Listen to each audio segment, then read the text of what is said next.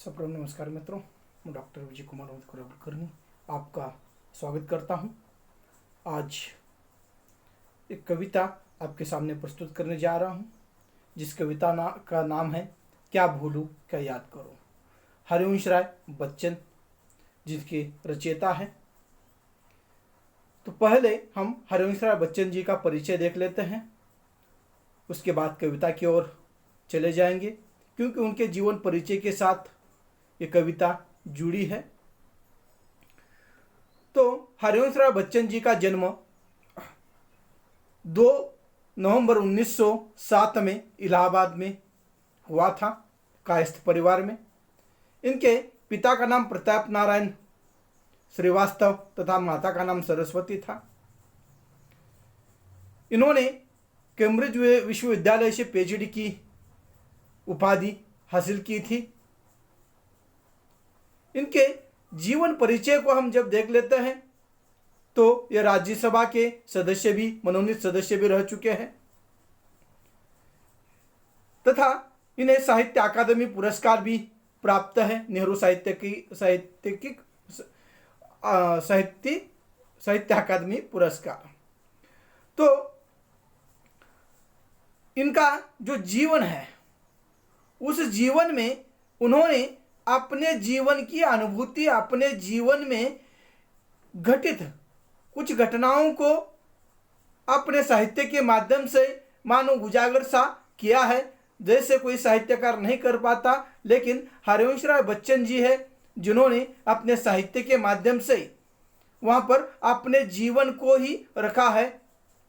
ऐसे साहित्य में हम देखते हैं मधुकलश हो, मधुबाला हो, मधुशाला हो आदि इनकी चर्चित रचना है, तथा नीड़ का निर्माण, फिर क्या भूलूं क्या याद करूं, 10 द्वार, सोपान तक आदि इनकी आत्मकथाएं भी हमारे सामने आ जाती है। तथा एकांत संगीत हो या मिलन यामिनी हो आदि साहित्य, इनके साहित्य पर हम साहित्यिक दृष्टि से हम देख लेते हैं।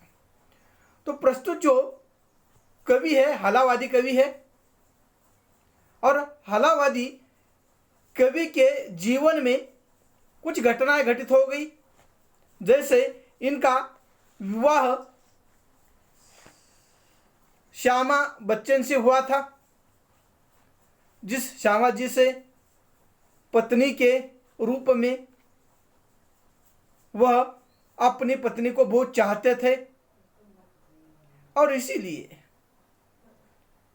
अपने पत्नी के प्रति जो उनके मन में प्रेम था, लगाव था, वह बच्चन जी के जीवन का अटूट हिस्सा थे। लेकिन कुछ दिन गुजर गए और उस गुजरते दिनों में श्यामा जी को एक बीमारी ने ग्रस लिया।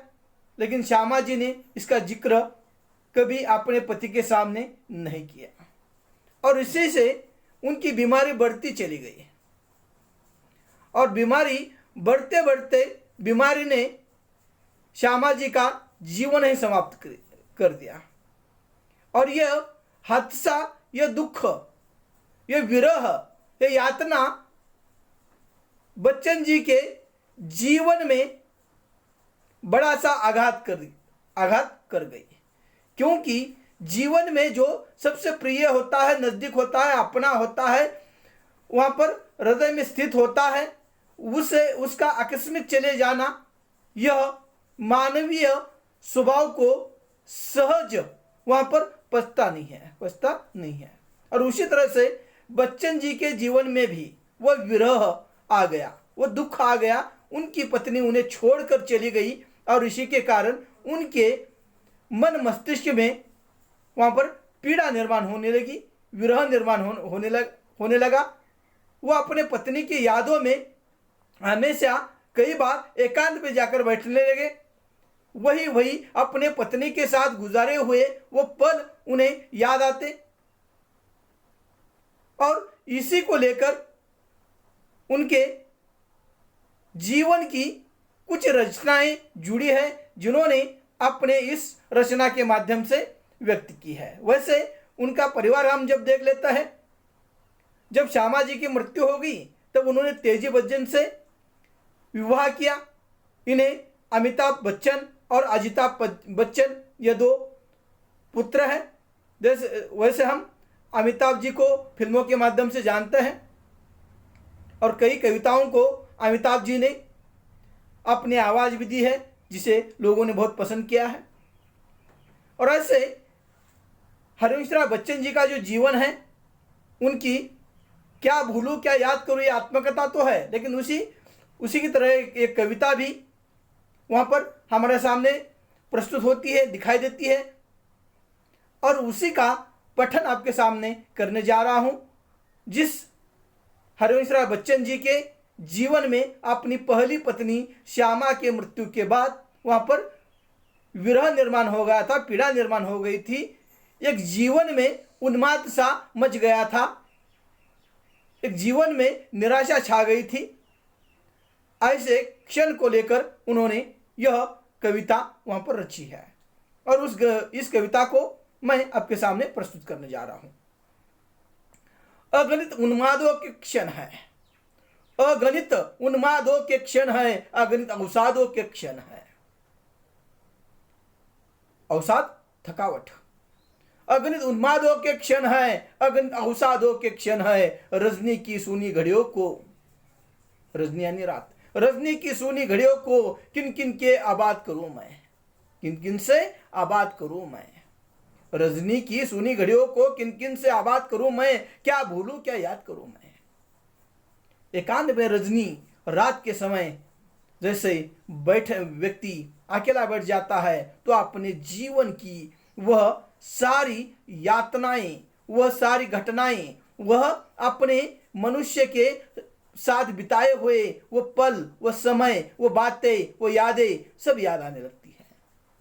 और शायद उसी तरह से हरिवंशराय बच्चन जी के भी जीवन में घटित हुआ होगा, और इसलिए वह अपने कविता में जो अपने पत्नी के विचारों को लेकर, उसके यादों को लेकर उन्मादों के क्षण में बैठे हैं, थकावट महसूस कर रहे हैं, जीवन के प्रवाह में कोई अपना छूट जाता है, छोड़ जाता है तो मन में वहां पर उदासीनता आ जाती है, निराशा आ जाती है, निराशा छा जाती है। और उसी तरह से यहाँ पर हरिवंशराय बच्चन भी एक रजनी यानी रात की उस सूनी घड़ियों में जो अकेले बैठे हैं, वहां पर बैठकर सोच रहे कि कौन कौन से बातों को मैं याद करूं और क्या भुला दूं, जो मैंने अपने पत्नी के साथ जीवन यापन किया था अब तक, लेकिन अब तो वो मुझे छोड़कर चली गई, श्यामा मुझे छोड़कर चली गई। और इसीलिए उनके मन की पीड़ा कविता के माध्यम से प्रस्तुत होती हुई दिखाई देती है। वो कहते हैं अगणित उन्मादों के क्षण है, अगणित अवसादों के क्षण है। रजनी की सूनी घड़ियों को किन किन से आबाद करूं मैं, क्या भूलूं क्या याद करूं मैं। याद सुखों की आंसू लाती, याद सुखों की आंसू लाती, दुख की दिल भारी कर जाती। याद सुखों की आंसू लाती, दुख की दिल भारी कर जाती। दोष किसे दूं जब अपने से अपने दिन बर्बाद करूं मैं, क्या भूलूं क्या याद करूं मैं। वह अंतर पीड़ा, आत्मसंघर्ष कर रहे हैं। वह याद सुखों क्या, उनके जो खुशी के पल थे पत्नी के साथ वो याद आ रहे हैं, वो विरह के पल थे वह याद आ रहे, विरह के इस समय में वह याद आ रहे। याद सुखों की आंसू लाती है, जब उसकी याद आ जाती है दिल तड़पने लगता है और अनायास आंसू से पानी आने लगता है, रोने की स्थिति हो जाती है। और यह वो कहते हैं कि जब मुझे पत्नी की याद आ जाती है, याद सुखों की आंसू लाती है और वह मुझे याद आने लगती है, याद सुखों की आंसू लाती है, दुख की दिल भारी कर जाती है, दिल में पीड़ा होती है, जलन होती है।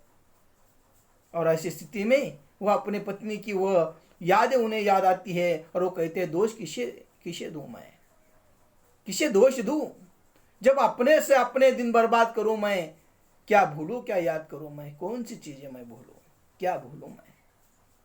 और ऐसे विरह की अवस्था में वो अकेले बैठकर अपने जीवन के अतीत के बारे में गुजरे हुए समय के बारे में, अपने पत्नी के साथ बिताए हुए उन पलों के बारे में, उनके यादों में, उसके बातों में वह अपने आप से संघर्ष करते हुए दिखाई देता है और कहते हैं, क्या भूलूं क्या याद करूं मैं, दोनों करके पछताता हूं।